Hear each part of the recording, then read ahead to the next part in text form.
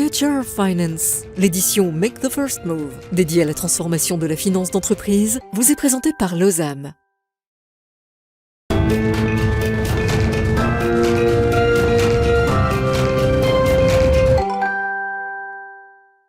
La fonction finance et le pilotage de la performance, on en parle avec les équipes Deloitte, avec Sébastien Canizzo, avec Indawad. Sébastien, l'agenda aujourd'hui, les priorités en termes de pilotage de la performance.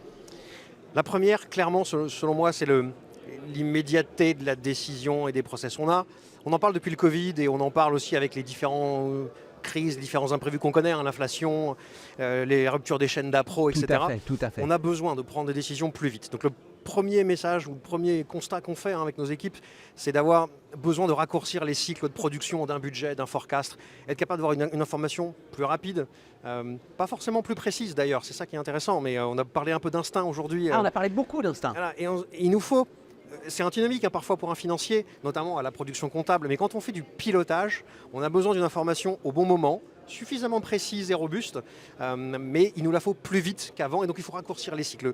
La simplification, le raccourcissement des cycles de décision et donc de production, ça c'est en ce moment l'un des premiers enjeux.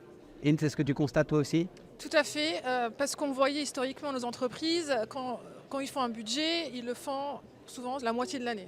Ils sont en train de le construire, le temps qu'il soit finalisé, il est déjà obsolète. Aujourd'hui, il y a des demandes du management qui peuvent arriver du jour au lendemain. Il y a une crise, une guerre, une crise économique pour avoir une reprévision rapide.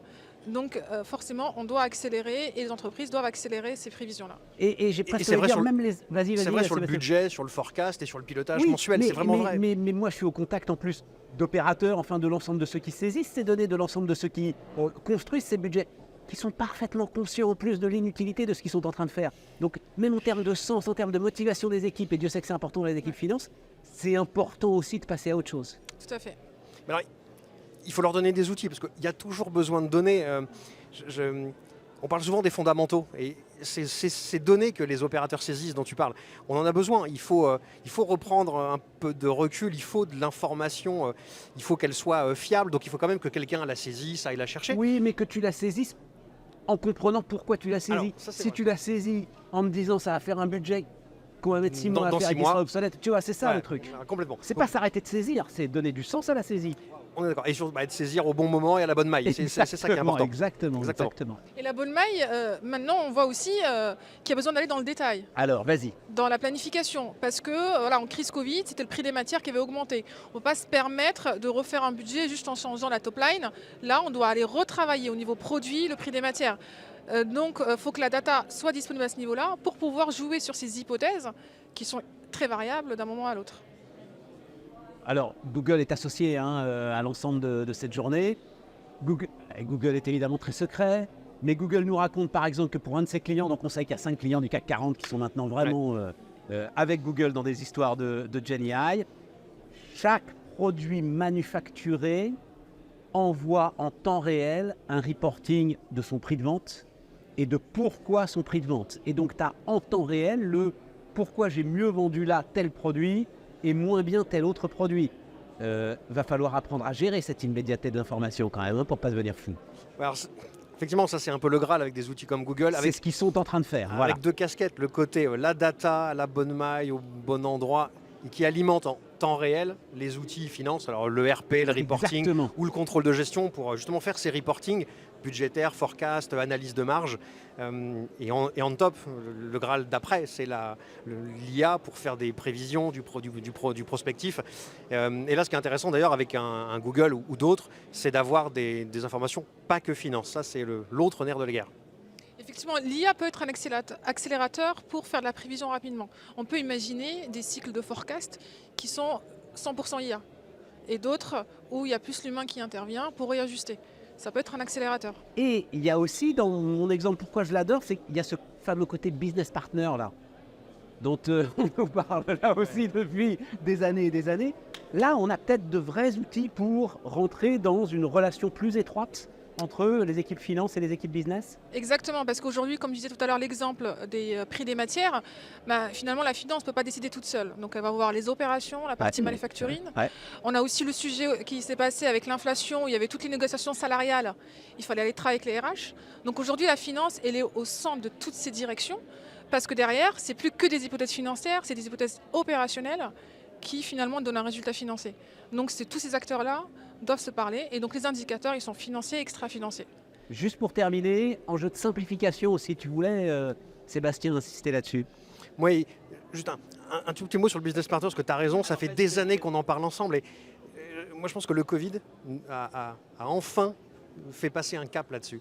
On s'est rendu compte que quand il a fallu redémarrer des usines, des activités, c'est souvent le financier qui décidait, pas le patron de business, parce qu'il fallait savoir qu'est-ce qu'on redémarrait, ce qui consomme le plus de coûts fixes, ce qui génère le plus de marge. Donc le financier, nous on est convaincus chez Deloitte que le financier est ressorti renforcé de la crise du Covid et des crises successives, Absolument. et en particulier le pilotage de la performance, Absolument. qui est celui qui donne l'information. Les notions de cash et les notions de marge Qu'on avait tendance à oublier. Mais c'est pas qu'on les oublie, c'est que les gars en fait n'en tenaient absolument pas compte. Et juste pour compléter, aussi, il y a le sujet net zéro qui commence à émerger. Net zéro, c'est aussi un engagement européen 2050 que les entreprises soient zéro carbone. Donc demain, une direction ESG ne peut pas décider toute seule d'arriver à net zéro sans la validation du CFO. Absolument. Parce que net zéro, ça veut dire quoi? Je vais peut-être changer mes fournisseurs. Absolument. Mes coûts vont être différents. Absolument. Il faut que tout le monde s'accorde, et le CFO en acteur principal, pour dire je suis OK d'être net zéro avec une marge potentiellement qui baisse.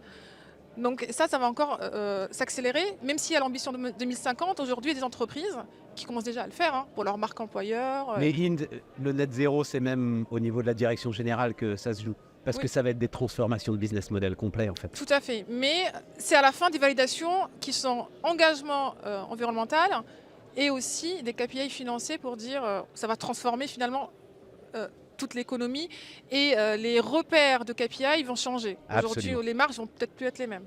Un mot de conclusion, Sébastien. Oui, tu posais la question juste avant, je m'en excuse, sur la simplification. Effectivement, je crois que un des maîtres mots, c'est que tous les outils, toute la technologie, ce qu'elle doit nous aider à faire, c'est à simplifier les process de production, avec comme objectif final, pour un contrôle de gestion, pour une équipe pilotage, de prendre des décisions au bon moment. Il faut la bonne décision, le bon indicateur au bon moment. On produit, ce serait intéressant quand on demande aux entreprises, elles produisent trop de choses inutiles. Il faut produire la bonne info au bon moment et prendre la bonne décision. Et rapidement. Merci à vous deux, et merci à vous de nous suivre au cœur de cette transformation formidable de la fonction finance. Future Finance, l'édition Make the First Move, dédiée à la transformation de la finance d'entreprise, vous a été présentée par Losam.